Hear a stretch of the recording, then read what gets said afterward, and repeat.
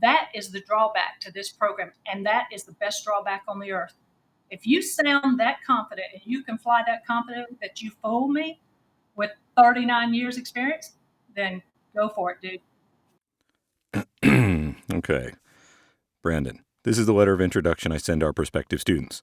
My name is Pamelita Ware, and I'm the co-founder and director of instruction for Talk2Tower, an aviation radio instruction company where actual licensed air traffic controllers are your personal instructors. That sounds cool. The Talk2Tower aviation radio instruction platform is a result of 3.5 years training, implementation, and analysis of private radio instruction and was designed and developed to be an entirely new class of aviation radio instruction. Talk2Tower's unique program offers fully comprehensive radio instruction that's detailed, concise, and operationally functional. Conventional aviation radio instruction depends solely on the knowledge of the individual flight instructor teaching a student pilot to fly. Appropriate or applicable radio usage is often overlooked because the first area of concern is flying the aircraft. Moreover, radio instruction is typically learned by parroting the instructor and picking up bits of information gained on your own. If the instructor has poor radio skills, then the student typically has even more inferior skills. When monitoring live ATC frequencies throughout the U.S., it's obvious that we've dropped the ball, and this industry-wide accepted method isn't the best way to teach a skill so fundamental to safety. Like any good language program, our program begins with the basics and progresses to a comprehensive controller-pilot dialogue in an amazingly short period of time. This degree of specialized training can only be taught by individuals highly skilled and proficient in the aviation language, and as such, all Talk2Tower instructors are FAA licensed air traffic controllers. We teach live scenarios that are tailored to the individual needs of the students.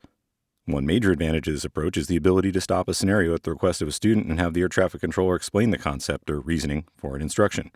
The benefits of the Talk2Tower program are undeniable, but by far the most important value is the tremendous increase in safety when a pilot is effective and efficient in communications with air traffic control. So, thank you for giving me the opportunity to talk about our company, and as you can probably tell, I'm in love with aviation. I'm a medically retired 39-year FAA licensed air traffic controller and pilot, both military and civilian, radar and tower. I'm also an FAA licensed ATC instructor. Well, shoot. I'm sold. This is Podcasting on a Plane.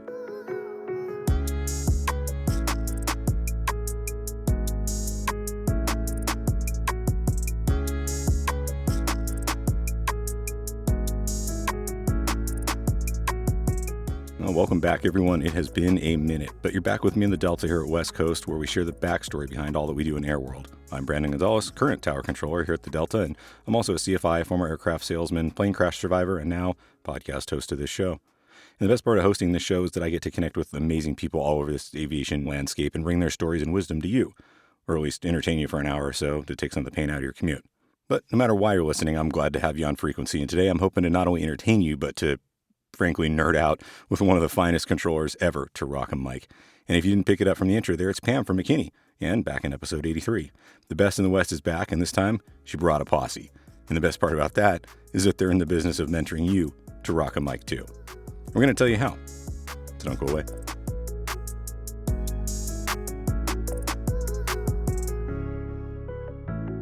Well, Pam, it has been a hot minute since you were on the show. But the last time you were here, it was very, very well received, actually. Probably one of the most warmly received episodes I've done in a long time. That was episode 83 for anybody who hasn't heard it. I would really recommend you go back and listen to Pam. But Pam, first, a warm welcome back to the show. Thank you so much. I'm so glad you gave us the opportunity to come back. Yeah, well, the opportunity came because you texted me and told me about a wonderful new venture that you kind of hinted at a little bit last time, but now is actually a full-blown thing. So what is it?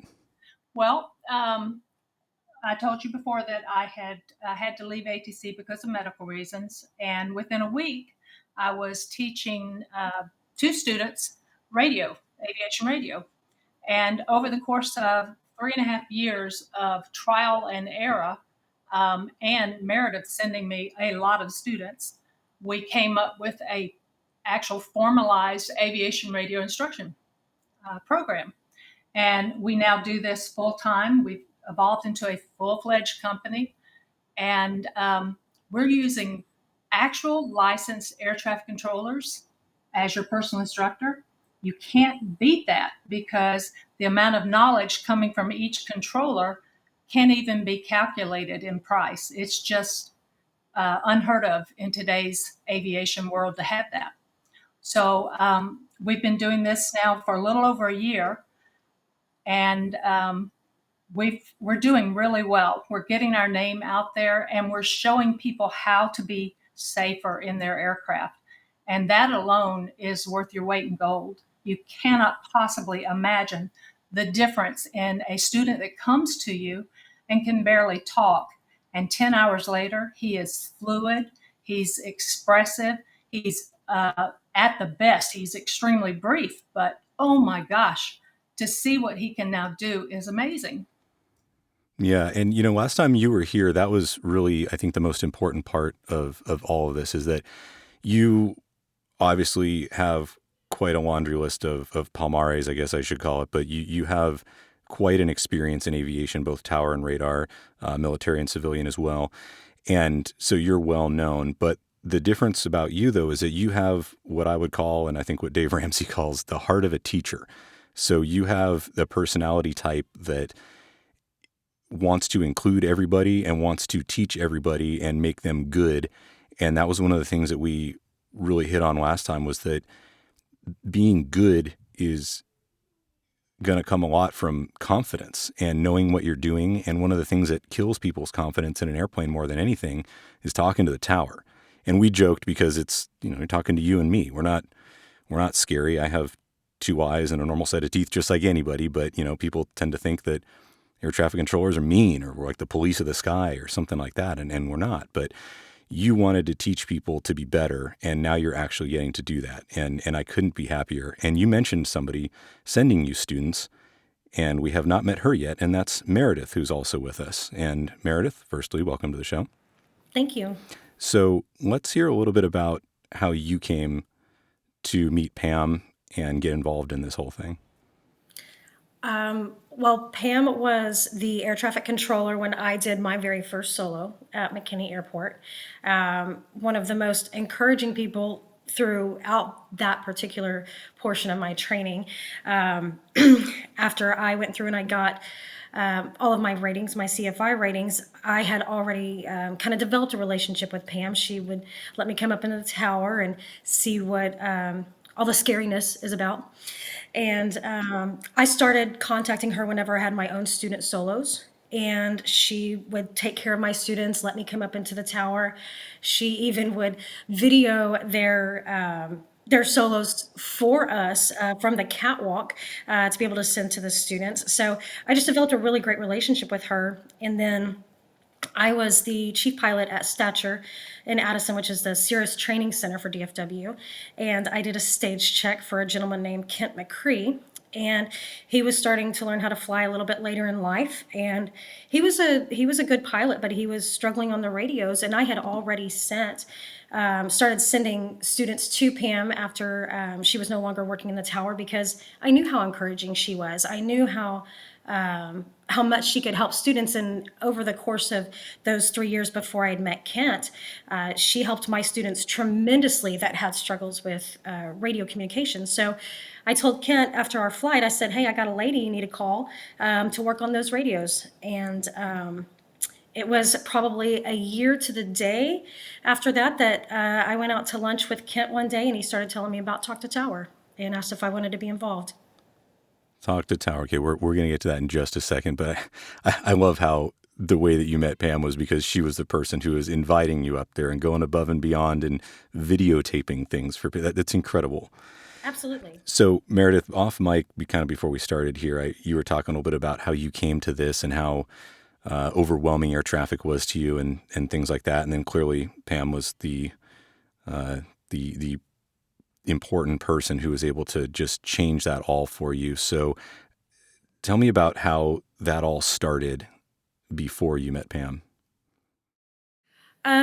Well, I had discussed about my own struggles with my private training and talking to ATC, especially the busy Bravo airspace with Dallas.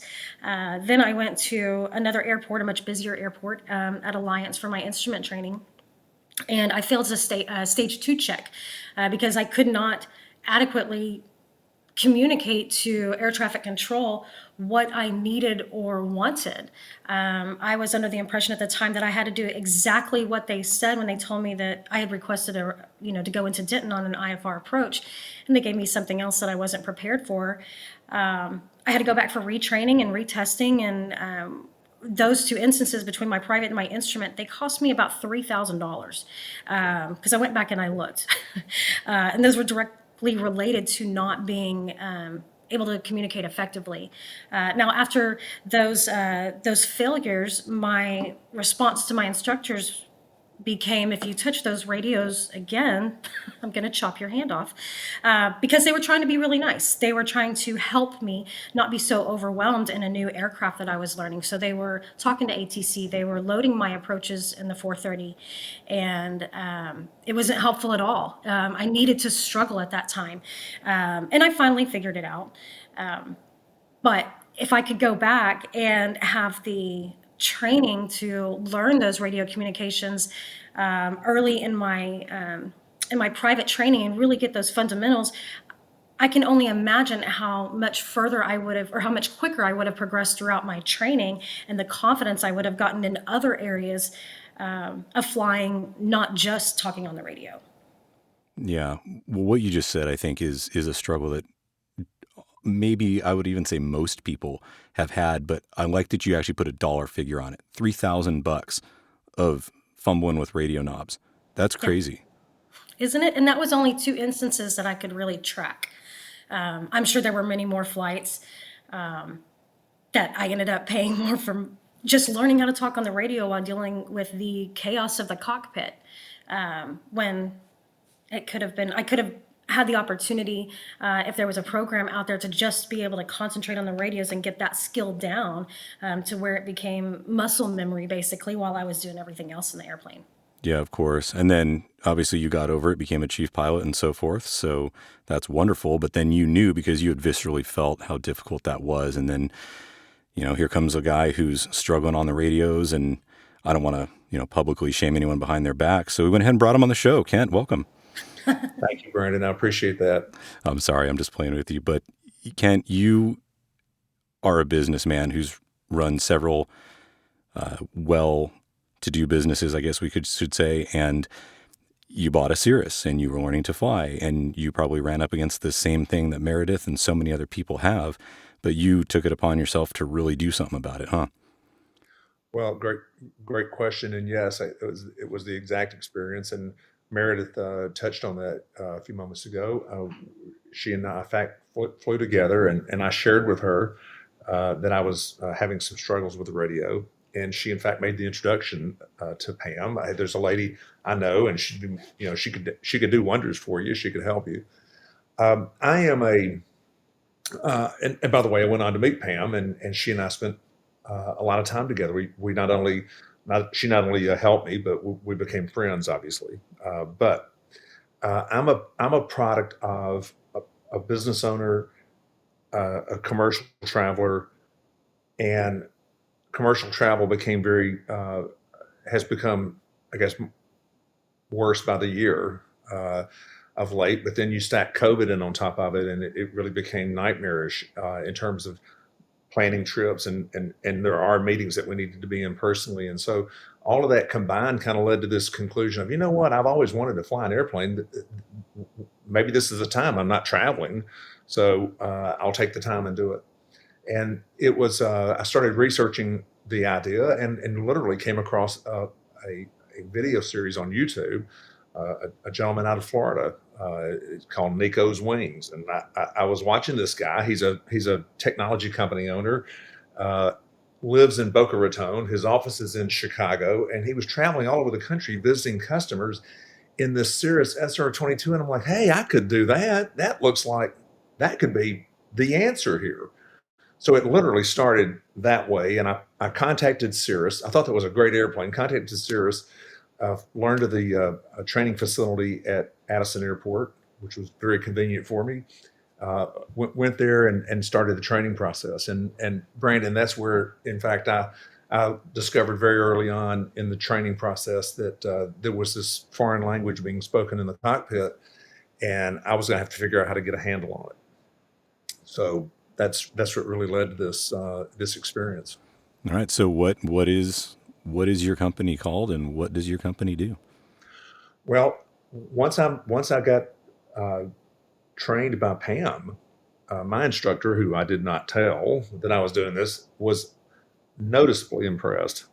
Kent, you're sounding a lot better on the radio. And of course, I gave him, well, it's just listening to you, man. Because guys, we don't want to admit to another guy there's something we can't do or do very well. And so I was working in the background, burning the midnight oil, so to speak, to learn radio with Pam. And it's amazing the things that transpired, my confidence level, my understanding of why I was communicating, what I was communicating. And I'll take it back to Pam for a moment to say, if I'm sitting in my office on my laptop and my iPhone, and I'm working on a scenario that Pam has designed for me, and of course she was very knowledgeable of the traffic patterns here at Addison and McKinney and Mesquite. So those were airports I was training in for touch and goes and landing training, etc. So she was very familiar with it. So Kent, where did you go today? And so she began developing scenarios for me where she would taxi me out of Addison, bring me into McKinney, I'd do touch and goes, take me to Mesquite.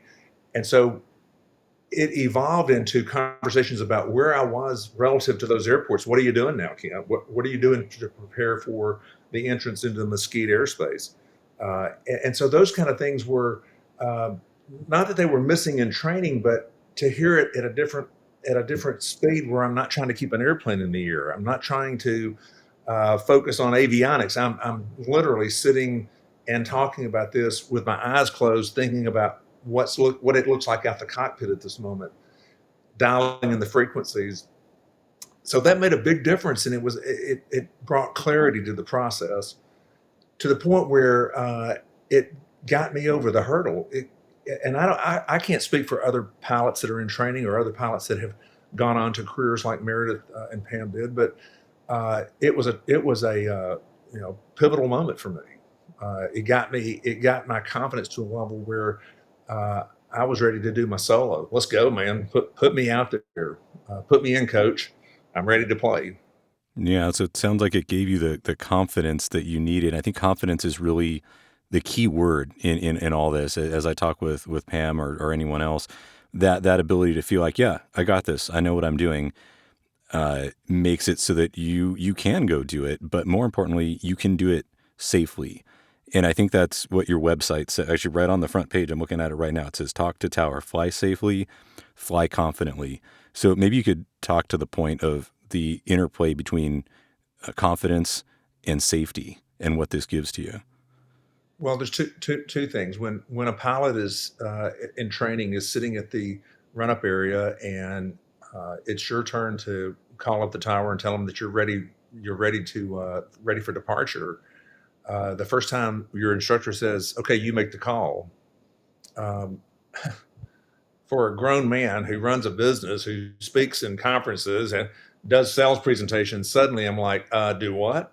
And it's the tower. It's that dark glass up there on that tower, and that's the FAA. There's the police department sitting behind that bush there to give me a speeding ticket. I mean, it's just, and you don't want to sound bad because everybody at the airport's listening. Everybody in the run-up area is listening. So it became like, and gosh, I really don't know I'm really not quite sure how to say this. So overcoming that's important, but that is a very important communication, as you well know, establishing that your run-up is complete and you're holding short of the runway, ready for departure. Nice to know, and nice to know the things to say. The second part of it is when we're in the air, when we're coming back into, and I'll use Addison as an example. Addison can get very busy in the afternoon, and they have no time for nonsense. They have no time for rookies in a lot of ways, especially on a Friday afternoon. So the ability to listen to the legally required language spoken from the tower and pick from that the 3 or 4 things that you must repeat back. Sounds simple to a trained pilot that's already been there, done that. But for the beginner, really overwhelming. And you miss important things. Maintain 2,500, maintain 2,500 is important in the Addison airspace. You deviate off that a couple hundred feet, they start yelling.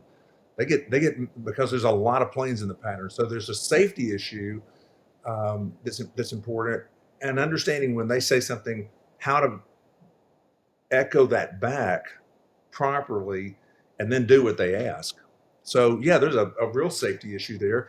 And I got to tell you, Brandon, if you go out, there's a ATC Live app where you can dial in frequencies around the country and listen to the tower. If you listen to that at any length of time, there's some pilots out there that are very, very good at radio, and there's more pilots out there that aren't very good at all. And it's just it's a real eye-opening experience. And so I liked this so well. It impacted me so boldly that I went to Pam and said, Pam, does anybody in the marketplace do this? Is there a school that teaches radio? Well, no, there's not. I've often thought of that. My sister and I've talked about it. Pam's sister is a former air traffic controller in the military, and so they talked about it. And I said, well, we should start a business. And she said, yes, we should. So that's how this Talk2Tower came about, literally from real live experience. And then, of course, I'll have to close the loop with Meredith. Meredith had left Stature for greener fields, and so I went back to her as the person that made this introduction. I said, hey, by the way, Pam and I have really been talking. We've put this company together, Talk2Tower, and you just need to, I want you to know that, and if you ever want to help us, we'd love to have you. And she said, and Meredith's a very high energy person, and I could not believe how excited she was to, she wanted to do this, and I wanted her to do it. So here we are today, Brandon, the three of us. That's wonderful. I'm so happy that you guys put this together, and that's why I wanted to get the word out there on the show too. So Pam, let's talk about this. When you and Kent had this conversation about starting a company, this sounds like pretty much the perfect retirement gig for you. So he came to you, he said, let's do this. What is your role then in the company? What do you do? Well, I am the director of instruction, and I write the scenarios for each of the students. So currently we tailor every single scenario to the student, including his call sign, the airports he's having issues with getting in and out of, especially non-controlled airports. They seem to have a pretty big hurdle with those. But we will write the scenarios, and then we practice those until they are confident and capable. And once they do about 4 to 5 hours with me, then I farm them out to another controller. And right now we've got 16 available air traffic controllers that are, oh my gosh, every one of them are outstanding. And 2 of my favorite are at McKinney. So I will farm them out to them, because even though we use the same manual in our air traffic control instructions, the techniques may be different. I may tell you turn right 270 after I give you the clearance, or somebody else may do it before. On departure fly heading 270, clear for takeoff. So I want them to experience the various ways things are done, all correct, but still with different techniques. And you cannot imagine the total difference in listening to them. When they learn just from me, they learn the way I do it, and only the way I do it. After they've gone to some others, I don't care what you throw at them. Every one of the people that have graduated from our program, they can answer anything correctly the first time.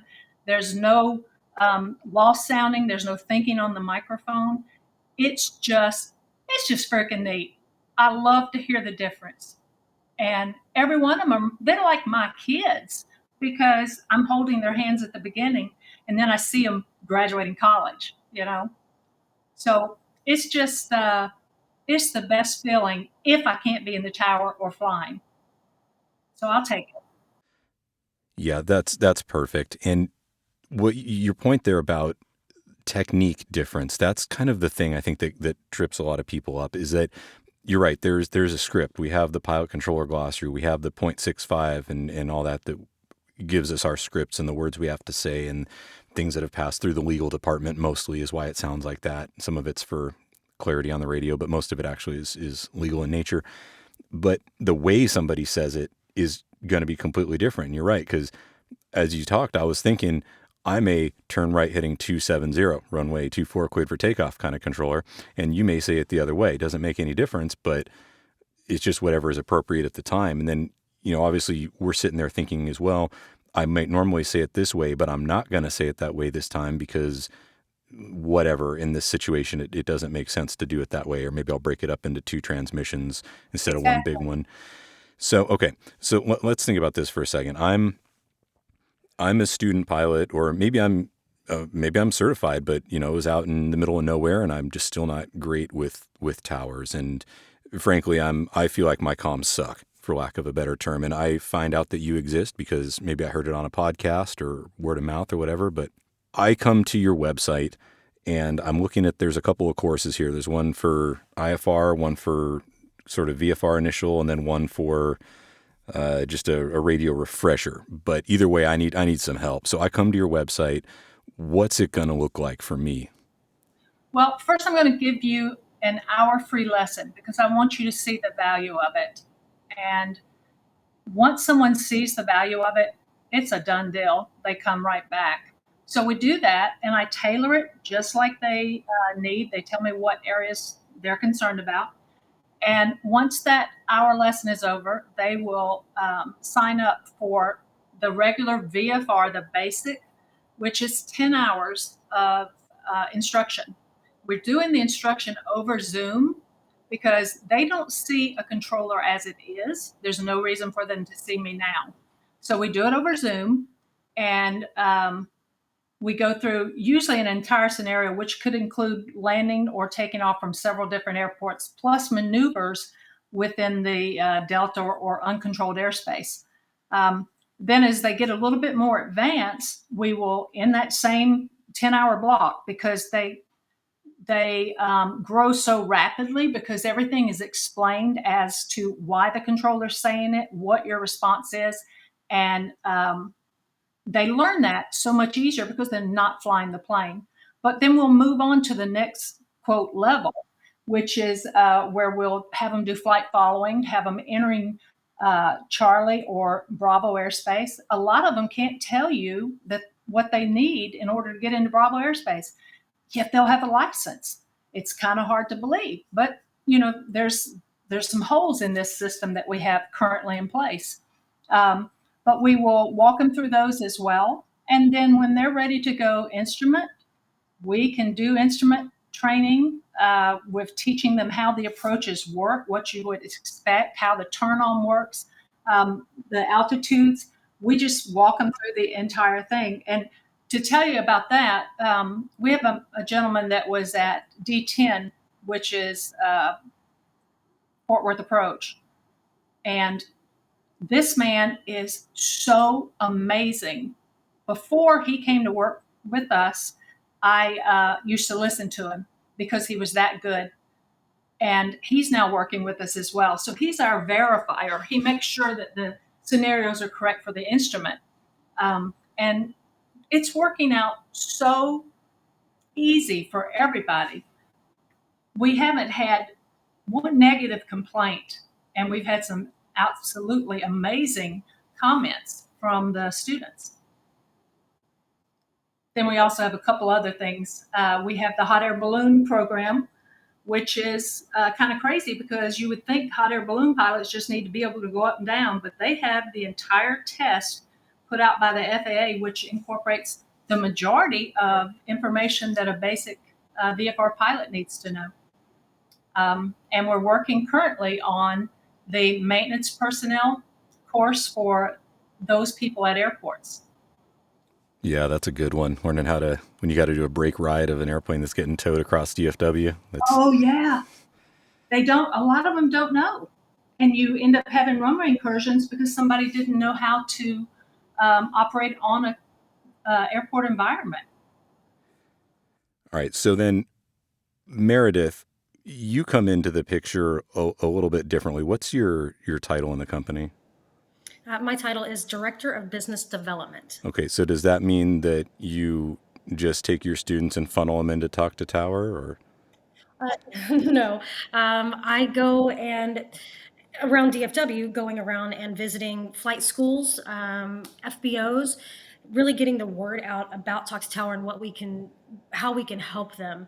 I know from my own personal experience as a CFI, I've had, let me think, 7 check rides that were instructor check rides, whether that's with a DPE or a FISDO inspector as part of a 141 program.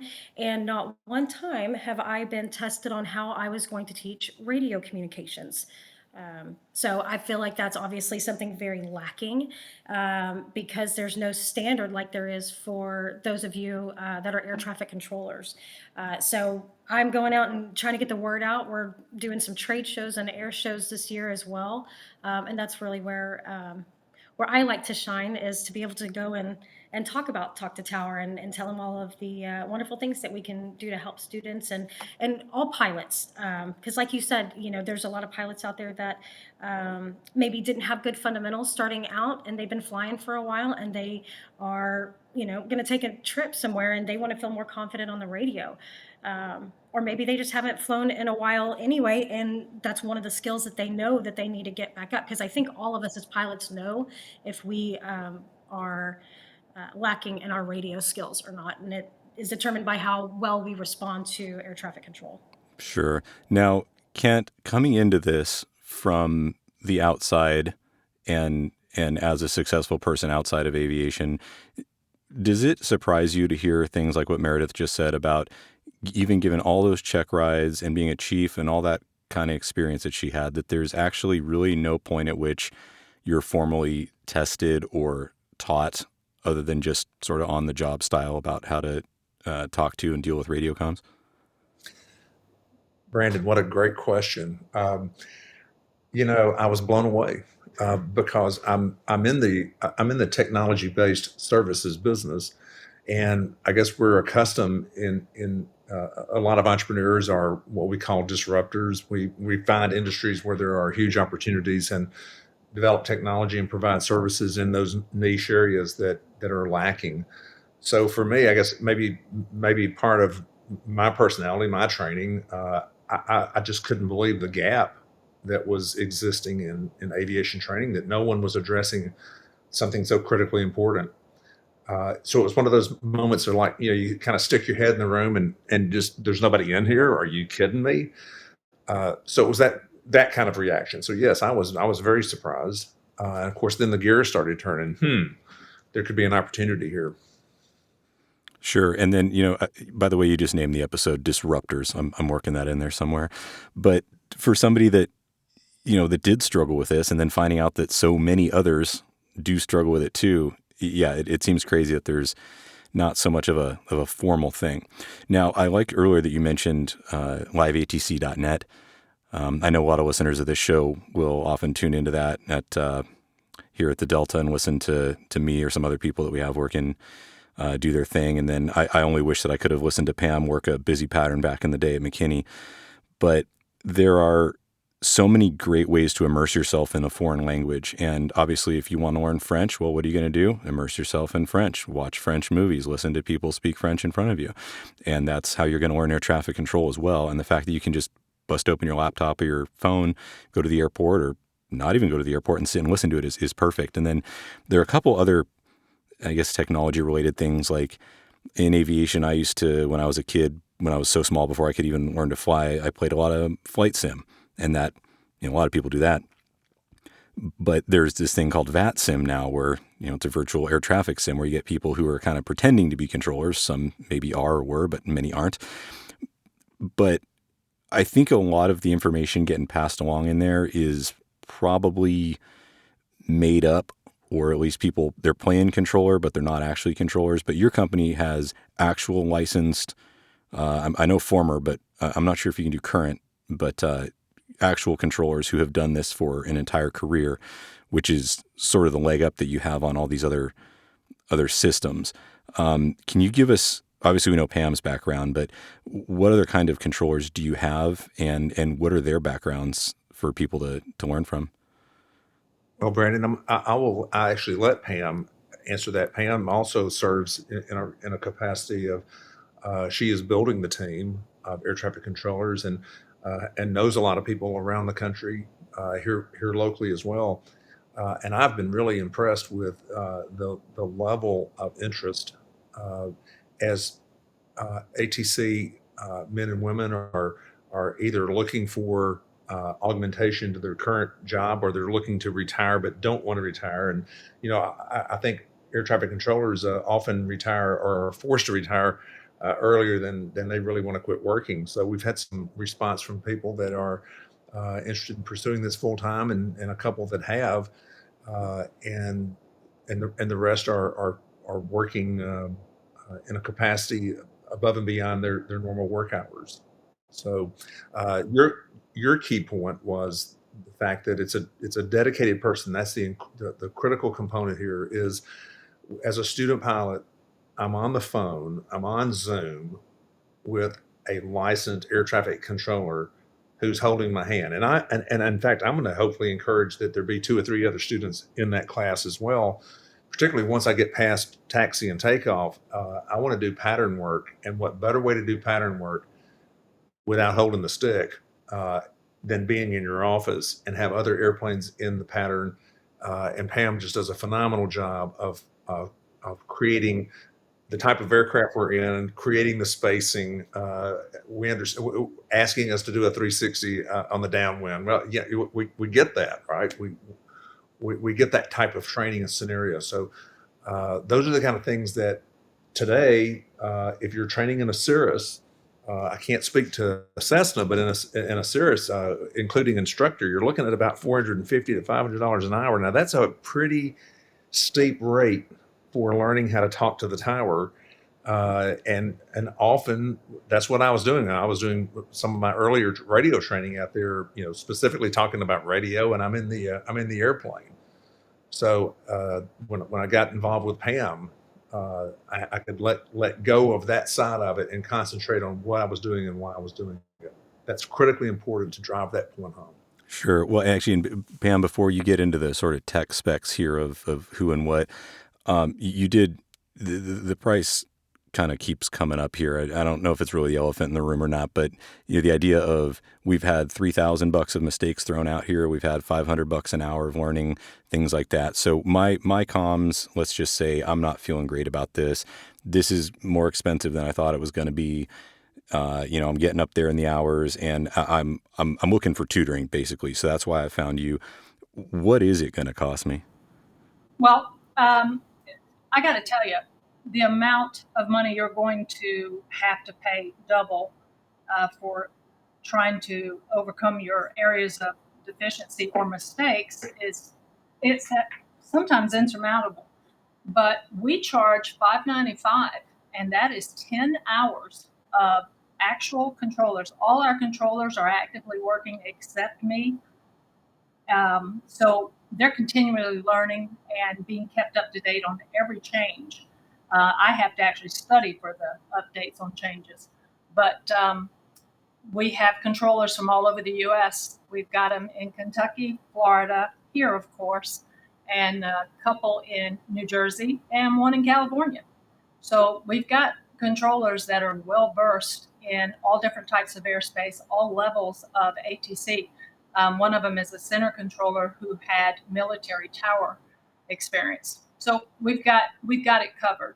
But the $595, you actually can't not take that. It is such a small amount for you to walk out and, number one, be 100% safer. Number two, feel 100% more comfortable and confident. And number three, be able to fly and enjoy yourself again. Because if you go up there and you're scared to death and you're nervous, you're going to give this up. But if you go up there and not like Maverick, but go up there and know you're saying the right information, you're responding correctly, all that stress is gone. And Brendan, you fly. You know darn well any human can keep a plane up in the sky. But a human keeping the plane up in the sky and talking correctly and responding correctly, that's a different animal. I listen all the time to various ATC frequencies, and the mistakes I'm hearing blow my mind. I even called a tower one day to say that aircraft had a bad readback. They didn't give you the correct altitude. And they're thinking like, what is this person doing? But it's the wrong information, and nobody caught it. So we teach you to listen for the certain areas you've got to know and respond to. And it's a total different thing once you've gone through the course. It's just amazing. These people sound so good, and they fly so much better, so much safer. And I tell you what, if I'm going to put my family in an aircraft with me, by golly, I am going to be doing my level best to keep that plane safe with my family in there. It's what you got to do. Yeah, you know, I mean, I sometimes struggle to walk and chew gum at the same time. So yeah, flying a Cirrus and talking on the radio, that's good stuff. One thing that you and I can probably share in this, we can have a little bit of maybe a little bit of a laugh about it, but the point that how you sound on the radio affects how you're treated by air traffic control. Yes. Go.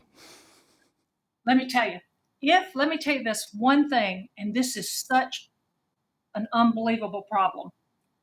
If you learn from me and you fly into airspace extremely busy, say McKinney when the rush is going on, and you sound like you know what you're doing, by golly, I'm going to give you a short approach. I'm going to turn you in front of a jet.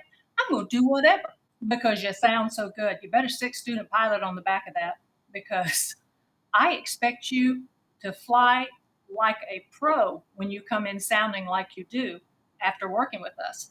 That is the drawback to this program, and that is the best drawback on the earth. If you sound that confident and you can fly that confident that you fool me with 39 years experience, then go for it, dude.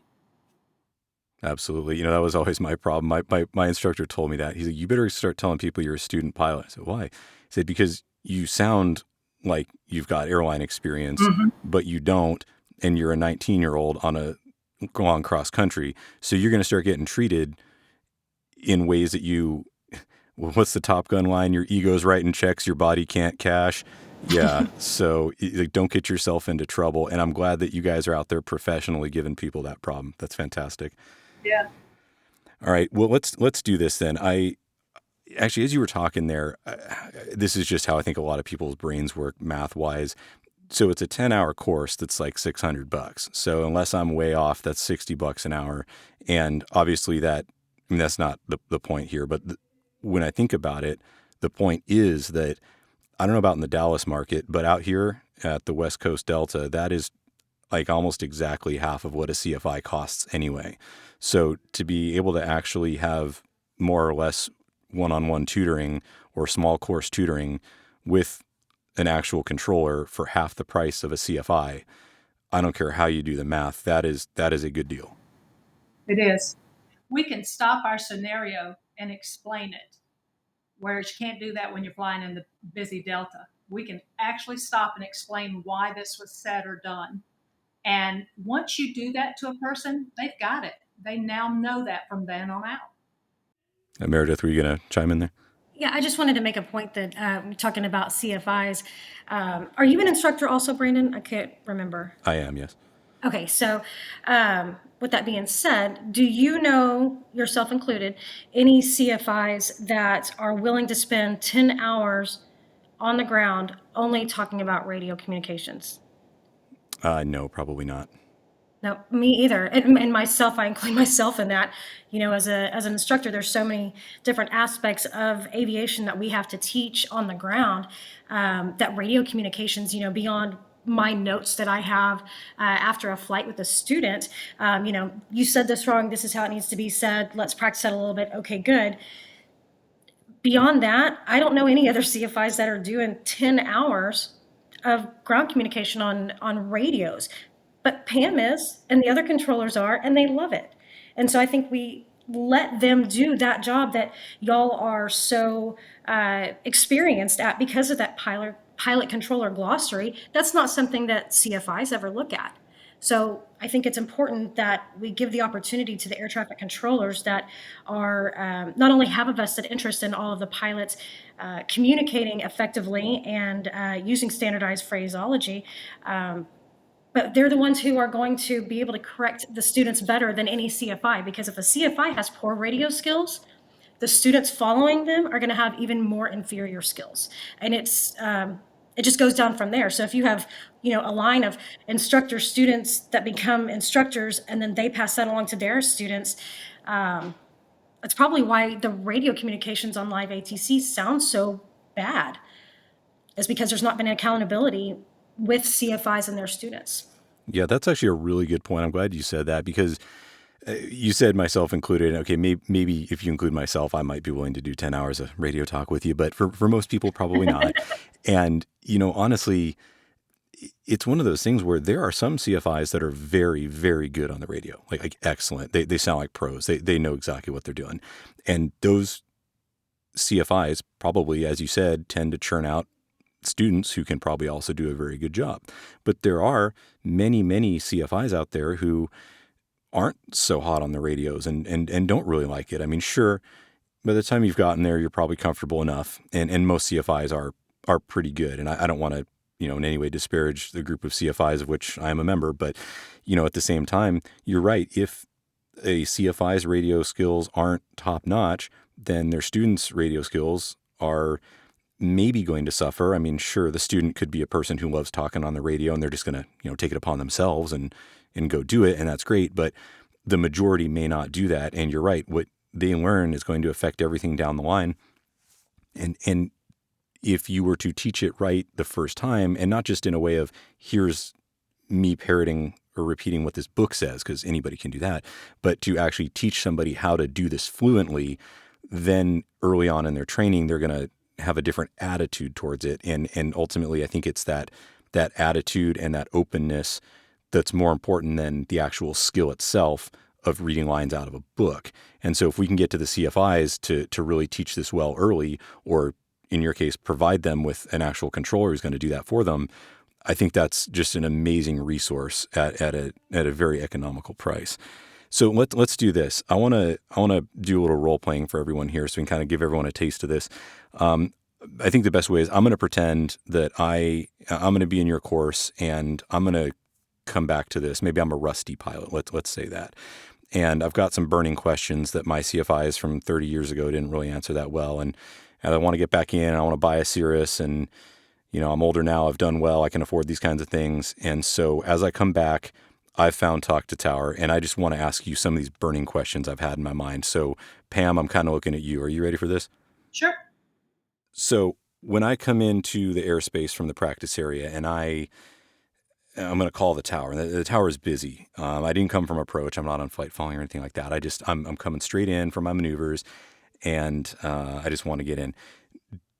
Do you prefer, when I call the tower, if I say, "Hey, McKinney Tower, this is Cirrus 12345, click, shut up," or my gosh, or the other thing where You I just heard that. belt it all out at the same time? What do you prefer? Let me tell you, you know as well as I do, we are multitasking people. And if you call me, even if I'm slam busy and you do that, it's like, seriously, dude, that's one wasted transmission. I got to go back to you. That's another wasted transmission. So what could have taken just, 5 seconds initially is now going to be 20.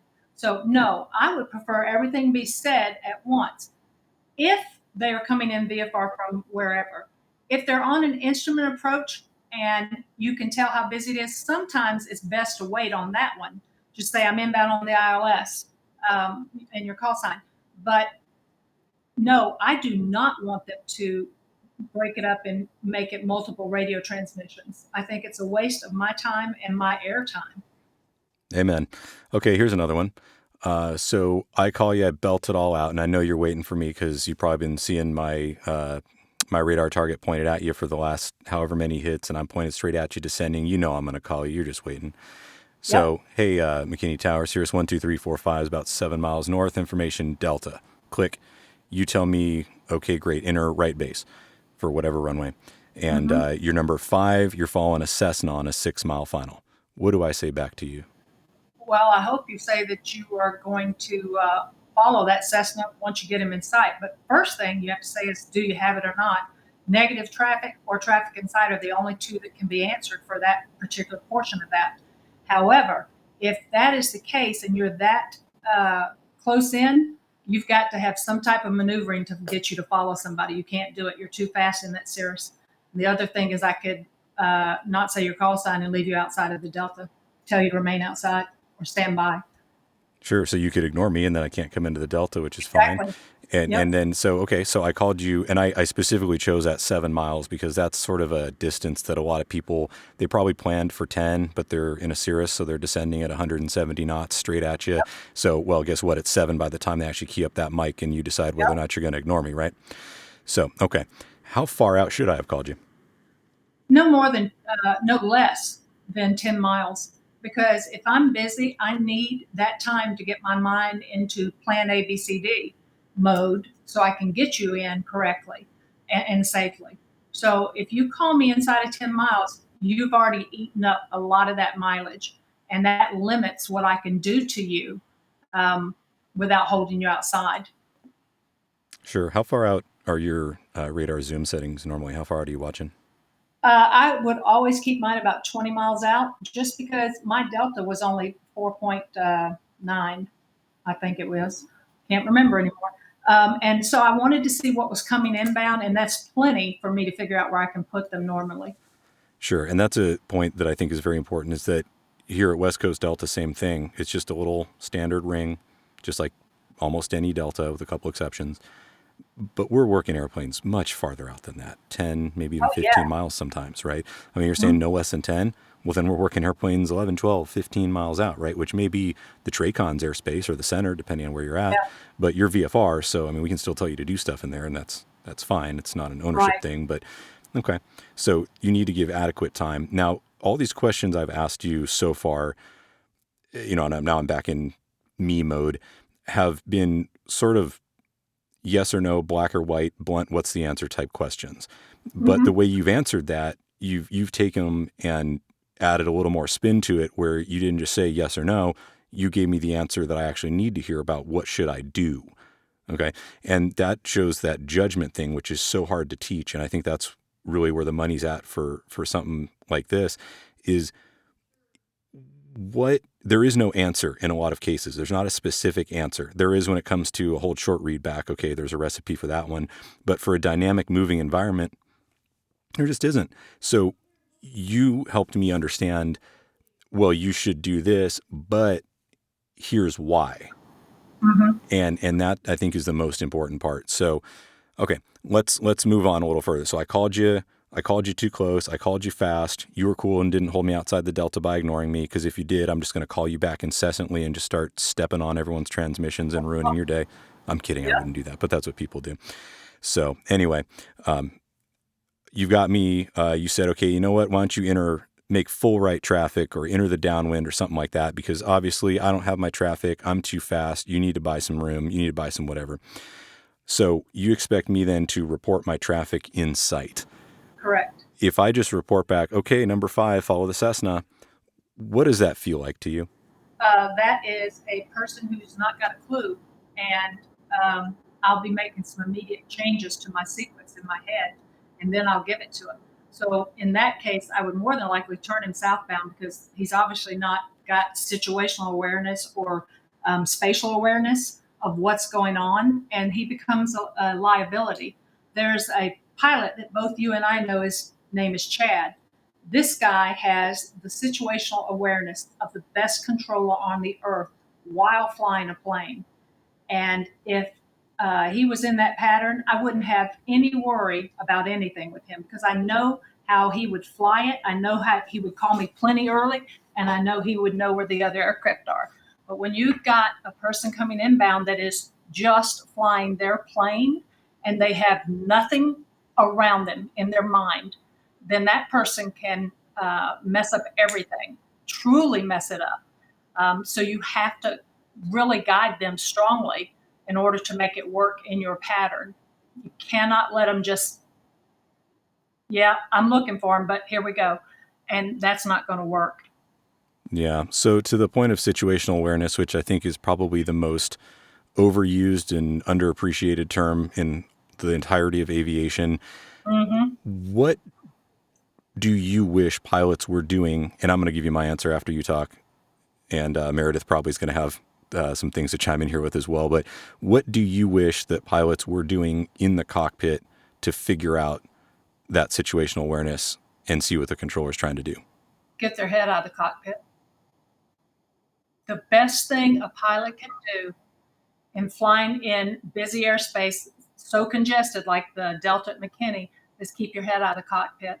If you do, then you've got a greater chance of seeing something developing that I may be missing because I am so busy with what all's going on closer to the runway. So if your head's out of there and you're listening, you and I are both like 10 steps ahead just because of that situational awareness. You are totally in tune to what's going on around you. It's a safety feature.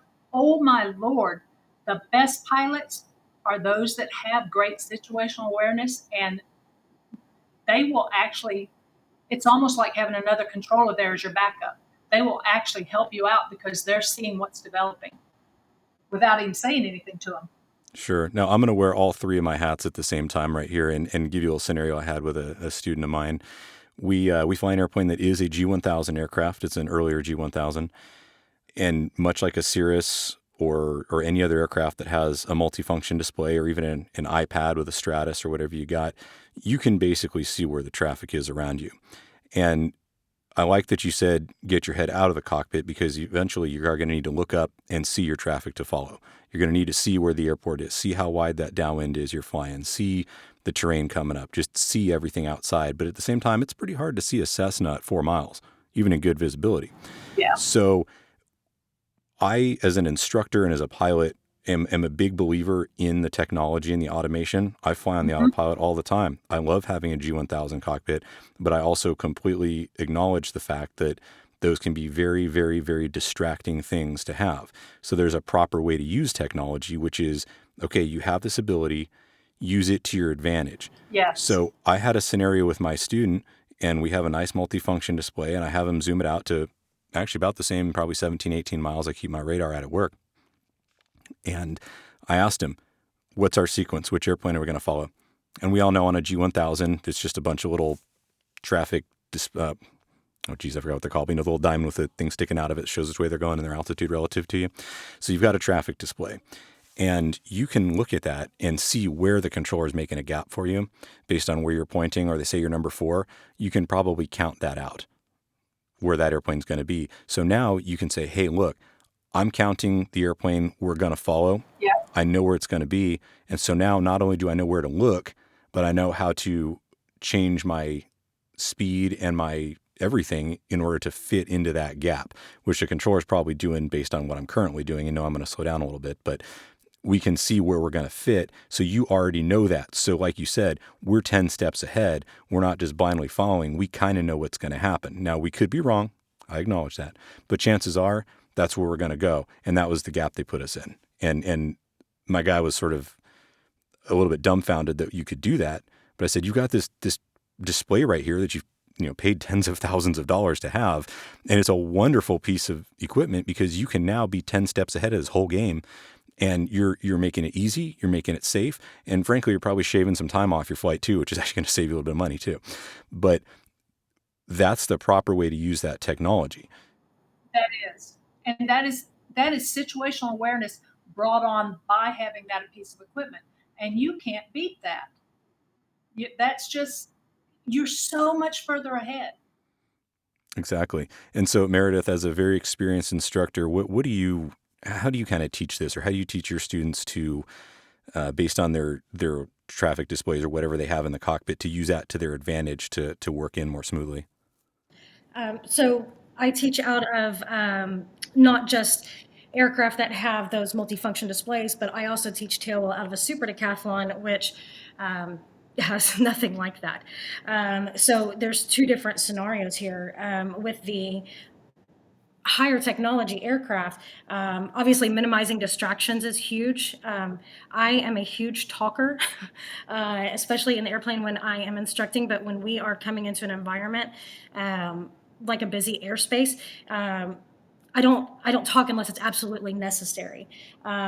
like you said, using all of the resources. So using that multifunction display and seeing where that traffic is at, making sure that we don't actually tell the controller that we have traffic in sight that we need to follow unless we see them with our actual eyes, is super important. So that scanning is huge, not just focusing on one area where we think it's going to be. Just like you said, that Cessna that's 4 miles out is going to be hard to see. But if that's 2 o'clock on the radar for the controller, but now that they've been moving and when I'm actually looking, it's more of a 1 o'clock, I've got to keep that scan up. When we're coming into those busy airspaces without any of those displays that could show us any sort of traffic, what I usually teach my students, I'll use McKinney as an example. We're doing pattern work and we're number 4.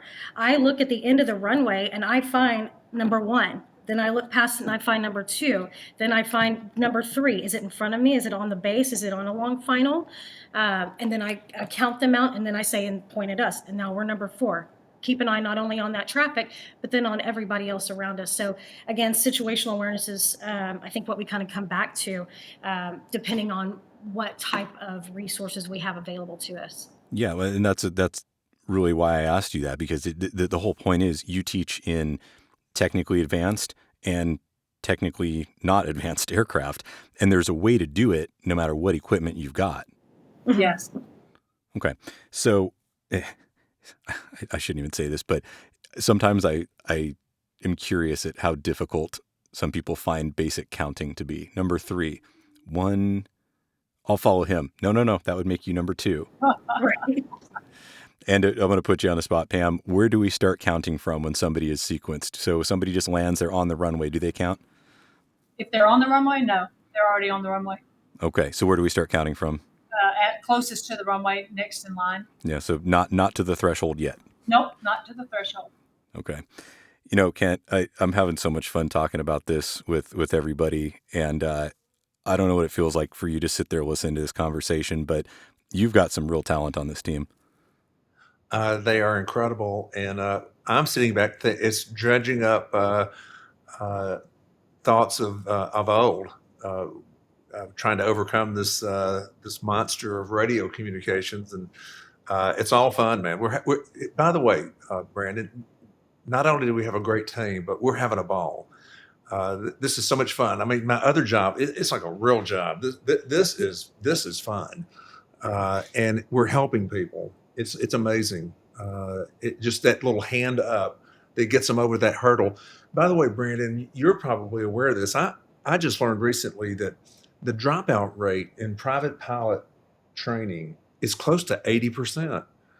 That to me is mind-boggling. Talk about disruption. And I hear that a lot of that is, in fact, Pam had a student recently that was on the verge of quitting over that very time. He could not. The radio was overwhelming, and was going to can it.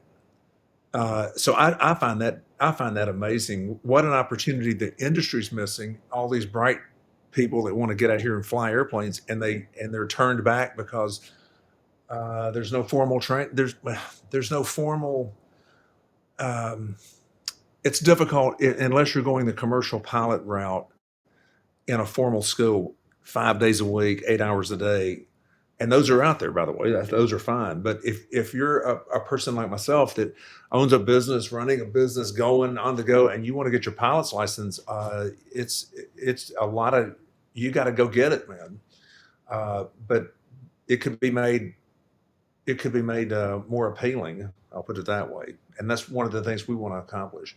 We want to be a part of the education process to get pilots out there, get them over the hurdle, get them safer, get them happier.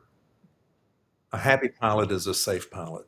Absolutely. I couldn't agree more. And a confident pilot is probably a good pilot.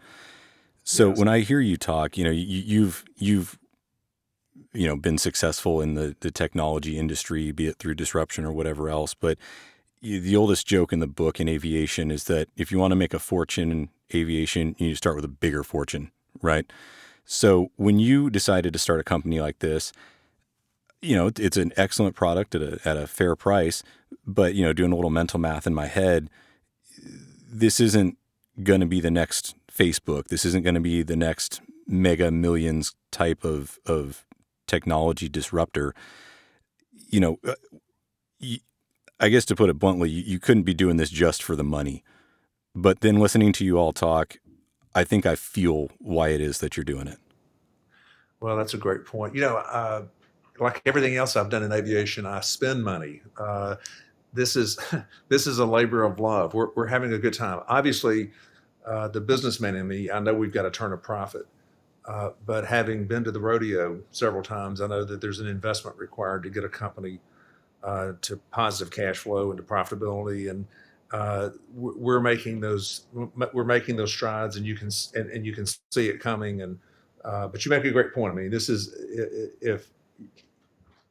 was not really viewed by myself as something that was going to be the next Microsoft or something. I didn't believe that for a moment. On the other hand, and what I've also learned in the business world is when you deliver a good service, any company you begin starts with a goal and a plan of where you're going and what you want to accomplish. But it has been my experience, and I'm sure other entrepreneurs would chime in as well. A business never ends up being exactly what you started it to be, and you start discovering other things that can be added, other directions, other holes in the marketplace that can be filled. And so there's always that opportunity to do above and beyond, and you just have to start. I guess if I was going to do a motivational speech would be just, hey, you just got to go start. But we had a purpose and a mission with this one, and we're having fun, and we're seeing results with students. I believe in the short haul, it's going to be a little costly, but in the long haul, I think we're going to have a very successful company. And you can't measure success in dollars only. Yeah, well, I mean, the passion for aviation is something that either you have it or you don't. And God, I love it. I just love it, Brandon. That's wonderful. And I can tell that everybody here has it.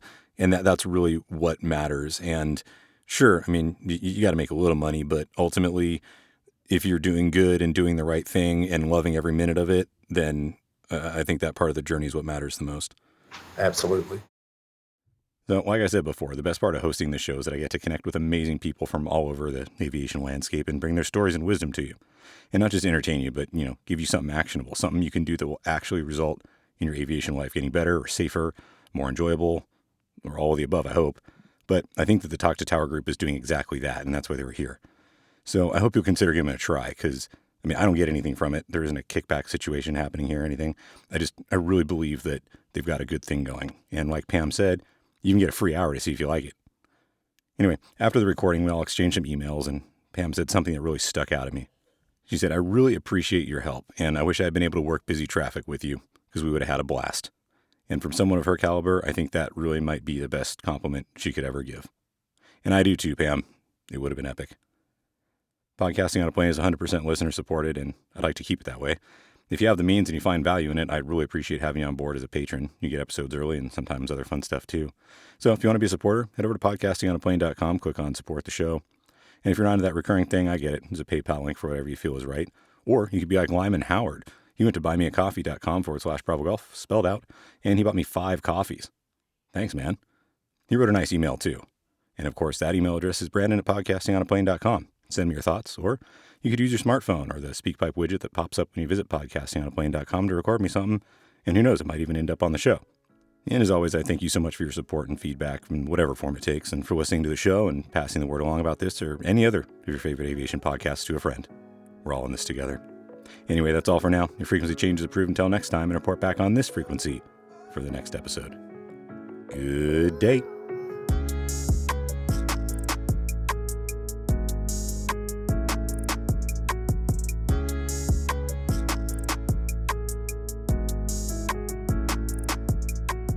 Podcasting on a Plane podcast is presented for entertainment purposes only. Brandon's comments and those of his guests, the website's content, and any of the social media, etc., are not part of his official responsibility as a controller or as an FAA employee. The views and opinions you hear on the podcast are his, and those of his guests, and not necessarily that of the FAA. Also, while he's a CFI, he's not acting as your CFI, nor is he your mechanic, your doctor, your shrink, or your spouse. This podcast is presented for entertainment, camaraderie and fun, but is in no way, shape or form professional advice or legal counsel. If you're in need of professional advice, get some from somewhere more appropriate than a podcast, no matter how good this one may be.